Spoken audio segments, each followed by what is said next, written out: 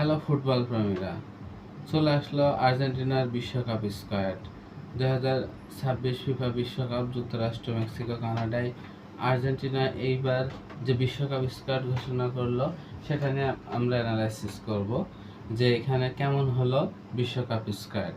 খুবই শক্তিশালী বিশ্বকাপ স্কোয়াড ঘোষণা করেছে। এর মাঝে হচ্ছে গোলকিপার হিসাবে সে বলা হয় বাস পাখি ইমেলিও মার্টিনেজ, এবং সাথে আছে রুল্লি এবং মুসো। এই তিনটা গোলকিপারের মাধ্যমে যদি হচ্ছে যে মার্টিনেজ ইনজুরিতে না পড়ে, তবে হচ্ছে মার্টিনেজই আর্জেন্টিনার গোলকিপারের বাস পাখি হিসাবে থাকবে। এবং ডিফেন্ডার, আর্জেন্টিনার ডিফেন্ডারকে বলা হয় এখন বিশ্বের সবচেয়ে সেরা ডিফেন্ডার ক্রিস্টিয়ানো রোমেরো, সে ডিফেন্ডার হিসেবে থাকবে। এবং হচ্ছে যে মার্টিনেজ, ওটামেন্ডি তো খুবই ভালো ডিফেন্ডার হিসেবে খেলে। সাথে আছে মলিনা, ক্যাকপোলিও, মন্টিয়েল, মেদিনি, এরা আছে।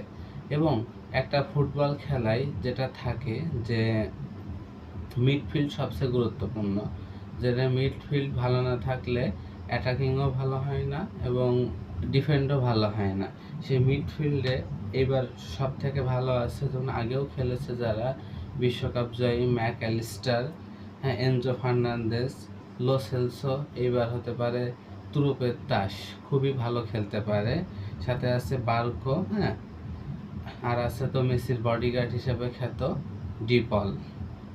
এবং অ্যাটাকার হিসাবে যে বরাবরের মতোই আকর্ষণ ফুটবলের রাজপুত্র লিওনেল মেসি, সাথে আছে আলভারেজ, লাউতারো মার্টিনেজ, গনজালেস, নিকোপাসের বাবাও কিন্তু একসময় আর্জেন্টিনায় বিশ্বকাপ খেলেছে, এখন ছেলে হিসাবেও খেলছে। সাথে একজন আছে সিমিওনে, এবং সিমিওনের বাবাও বিশ্বকাপ খেলেছে। সিমিওনে এবং নিকোপাস এরা বর্তমান সময়ে খুবই দুর্দান্ত আছে এবং যারা খুবই বয়সে তরুণ এবং এইবারই প্রথম বিশ্বকাপ খেলতে আসছে।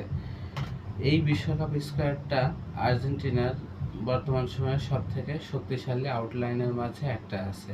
এখান থেকে বাদ পড়ছে পাওলো দিবালা, যাকে ডাক পড়েনি, হয়তো পাওলো দিবালার থেকেও ভালো পজিশনে খেলে নিকোপাস, সেই জায়গাটা সে খেলতে পারবে। তবে ডি মারিয়ার যে পরিমাণ খেলেছে, সেটা ডি মারিয়ার খেলাটা এবার অনেকেই মিস করবে।